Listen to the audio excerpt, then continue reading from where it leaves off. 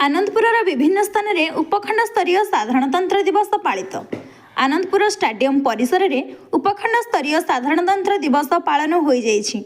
उपजिलापाल फाल्गुनी माझी जातीय पताका उत्तोलन कर विभिन्न स्कूल कॉलेज छात्र छात्री द्वारा आयोजित समवेत पैरेड रे अभिवादन ग्रहण करथिले।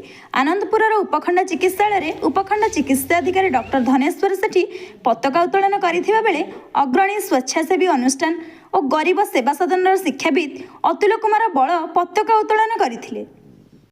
कृतज्ञता जनाऊँ तेज जहाँ हो ये अनुष्ठान एक गरीब सेवा सदन बोली परिचित।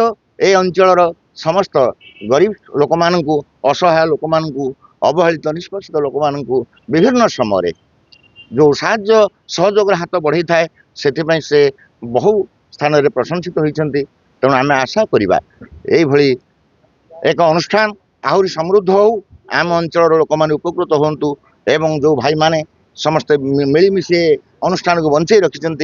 भगवान से आहरी आहरी बुद्धि दिंतु, सहानुभूति दिंतु। धन्यवाद दूची।